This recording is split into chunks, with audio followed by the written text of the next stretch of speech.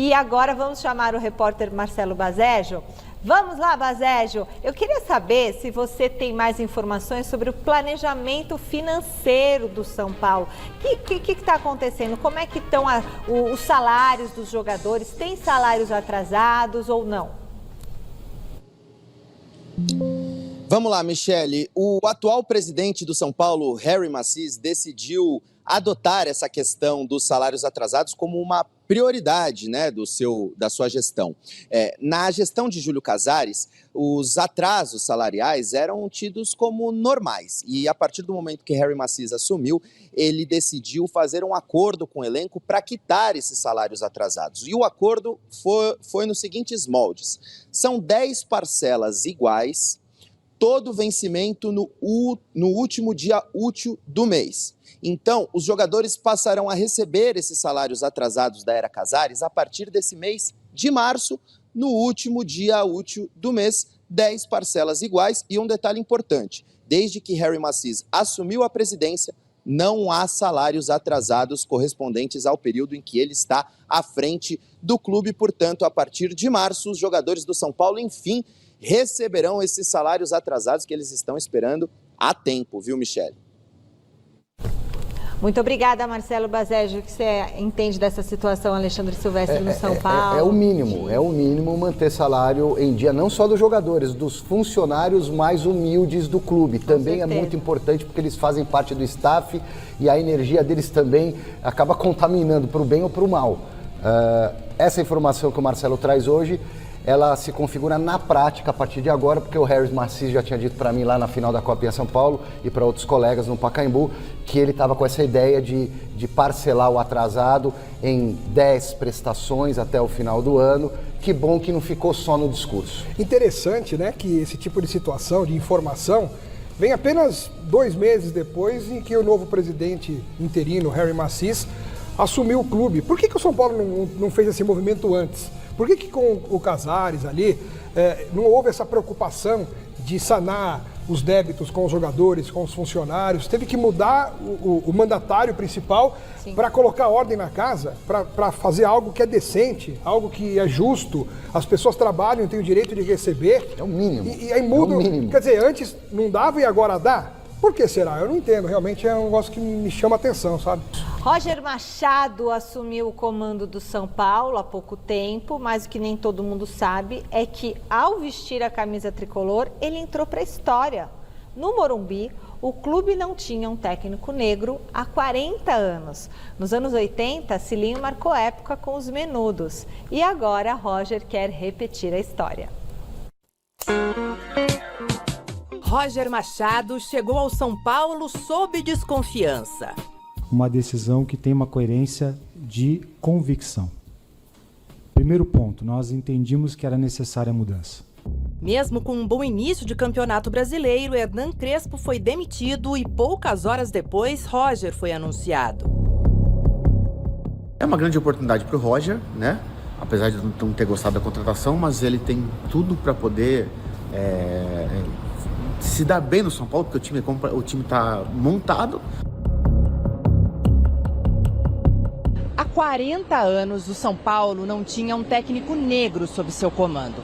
Para você ter uma ideia, o CT da Barra Funda nem sequer existia. E os treinos do time aconteciam no estádio do Morumbi. Foi aqui que Otacílio Pires de Camargo iniciou sua trajetória no tricolor. Ele chegou em 1984, também sem ser uma unanimidade, e deixou sua marca no clube. Quebra de um tabu também, né? Você pode dizer assim, não só no São Paulo, mas no futebol brasileiro em geral, você não vê quase treinador negro. Cilinho conquistou 2 títulos paulistas de 1985 e 1987. No primeiro deles, os Menudos do Morumbi ajudaram e muito na conquista. Quem aí se lembra? Silas, Miller, Careca, Márcio Araújo, Nelsinho, Sidney, uma época inesquecível. Não se reprima, não se reprima, não se reprima, não se reprima, não se reprima. Naquela época a gente apareceu naquele momento também, Miller, eu, o Sidney, o Visório, o Renatinho, uma galera, e aí eles apelidaram, né, os Menudos do Morumbi, ficou Até hoje, quando a gente vai em uns lugares, as pessoas falam muito disso. Cilinho, ele era um profeta, ele era um treinador da parte tática completo, ele tinha muita capacidade de inovação. É de fato algo diferente, mas talvez não sejam todos que aprovem. O tatiquês aplicado após a derrota para o rival Palmeiras não agradou a grande parte da torcida. De qualquer forma, Roger Machado chega para esses e tantos outros papéis no tricolor 40 anos depois do último treinador negro e esperamos para seguir abrindo portas para tantos outros. Vamos fechar lá fora! O importante é eles também, né? Se lançarem aí e a gente poder ver treinadores negros se destacando, não só o Roger, não só o Cilinho, mas outros também que podem vir e se destacar no nosso futebol.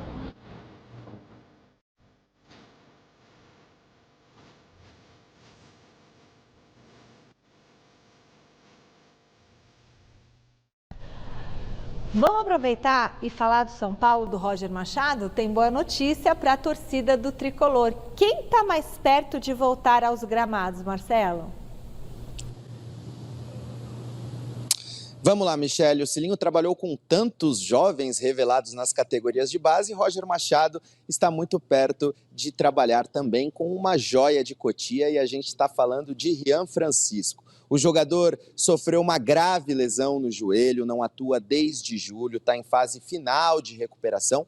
Participou de um treino com bola com os seus companheiros ontem no CT da Barra Funda, mas a previsão é de que ele ainda também leve mais algumas semanas, porque se trata de uma lesão ligamentar no joelho e ele vinha vivendo um bom momento com a camisa do São Paulo. Ele que foi campeão sub-20, depois foi promovido ao profissional e até o momento de ele sofrer a séria lesão no joelho, ele tinha marcado 3 gols nos últimos 5 jogos, vinha despontando como uma boa alternativa para Jonathan Calleri. Essa boa sequência foi interrompida, mas agora, daqui a algumas semanas, ele deve voltar a ficar à disposição do técnico Roger Machado. Resta saber se ele conseguirá fazer frente aos atacantes tricolores nessa disputa sadia do elenco. Michele, devolvo para você aí no estúdio. Obrigada, Bazérgio. Você gosta do trabalho do Rian Francisco, Silvestre? O Rian Francisco é um jogador diferente. Quando despontou na Copinha com muita personalidade, batendo pênalti de cavadinha, 2 pênaltis no mesmo jogo, classificando São Paulo, aí sobe no profissional. Tem estrela também, porque é preciso, já estreia fazendo gol e deu esse azar, essa zebra toda na vida, que é um problema tão sério no joelho, tão jovenzinho. Ótimo para o São Paulo que ele tenha voltado. E sobre o Cilinho, o que o Roger tenta explicar em palavras, o Cilinho fazia na simplicidade, com muita criatividade dentro de campo, provocando os jogadores. Um técnico à frente do tempo dele, um grande, genial treinador, estrategista. Para mim, o São Paulo mais divertido, mais envolvente que eu vi na minha vida, nem foi o do Tele Santana, que foi uma máquina de jogar futebol e que ganhou muito mais do que os menudos nos anos 80. Mas o futebol envolvente dos menudos, do Cilinho de 85 e depois a volta dele em 87, incomparável, maravilhoso. E o Rian, Alex? O Rian, realmente, como o Silvestre falou, é um jogador que tem um talento a mais. Você percebe, deu para ver nas categorias de base, não deu tempo ainda dele mostrar tudo isso no time de cima, ele rapidamente se machucou, infelizmente, mas na base ele mostrou um talento muito diferente dos demais jogadores. Ele demonstrou ser muito acima da média, ou seja, potencial para arrebentar ele tem. Vamos torcer para que agora que ele volte a trabalhar normalmente, a jogar, ele desenvolva também no time de cima e consiga colocar em prática tudo aquilo que ele mostrou nas categorias de base. Talento individual, aquela coisa nata do jogador, sabe, a raiz do futebol brasileiro, aquilo que a gente sonha em ver no nosso futebol, o Rian Francisco traz com ele. E frieza. Imagina, categoria, frieza, personalidade, tudo junto. O Tricolor deve ter desfalques na volta da data FIFA e quem vai contar pra gente é o Bazérgio.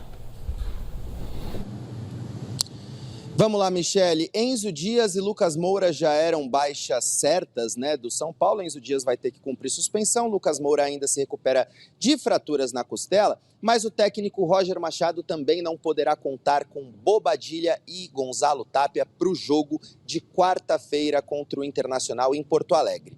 Tapia está com a seleção chilena do outro lado do mundo, na Nova Zelândia, vai disputar um amistoso contra a Austrália na madrugada de Bobadilha está com a seleção paraguaia, vai disputar um amistoso contra Marrocos na França. Longo deslocamento de volta. Bom, tá travando ali a conexão com o repórter Marcelo Bazege. O que vocês acham do São Paulo com essas esses quatro Engasgou que nem o São Paulo nas últimas rodadas. Bobadilha, o Tapia é o que Lucas. menos interfere aí, porque ele é um reserva esforçado. Mas são né? 4. O Enzo Dias é um lateral firme, o Lucas, apesar de estar nesse vai e não vai, sem conseguir desenvolver, é um jogador diferenciado. E o Bobadilha, ainda mais para um jogo fora de casa contra o Inter, é titular absoluto para ajudar na marcação no meio-campo. Perde muito São Paulo. E aí, Alex? Perde sim. E mesmo o Tapia sendo um jogador reserva, mas invariavelmente ele entra, né? Ele acaba participando, inclusive de vários gols do São Paulo. Ele já participou, fez. Raçudo. Então acaba sendo um jogador útil para elenco. Não é aquele cara que é um titular, mas faz falta.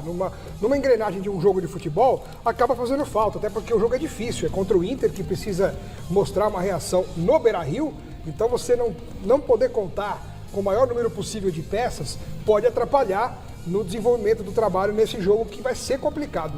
Com o Inter lá no Beira-Rio precisando reagir também, vai ser complicado. E o São Paulo também não pode bobear, porque senão vai caindo mais, né, na tabela. Torcida Tricolor, tudo bem com vocês? Informação de última hora. O São Paulo demonstra interesse no atacante canhoto Arthur, ex-Bragantino e ex-Palmeiras, que atualmente também teve uma passagem muito rápida pelo Zenit da Rússia. É um jogador muito bom, né? O Rafinha pediu a contratação do atleta, então assim, o Roger Machado aprovou, então Então o São Paulo vai para cima dessa contratação. É um cara assim de muita qualidade no último terço. Gostei muito da situação de que, né, o São Paulo teria interesse na contratação do Arthur. Queria saber de vocês, acabou de sair essa informação, saiu ontem à noite, né? Eu tô trazendo para vocês agora. Eu queria saber de vocês, é um bom nome para jogar com a camisa do São Paulo? Vocês acham que ele pode ajudar muito, né, o São Paulo a conquistar vitórias nessa temporada 2026? Deixa aqui nos comentários pra gente estar debatendo sobre esse grande assunto também. Falar um pouco sobre Casemiro, né? Que ontem, né, o Brasil perdeu pra França, né? É o Casemiro que arma o time do Brasil. Então, assim, o São Paulo, vocês não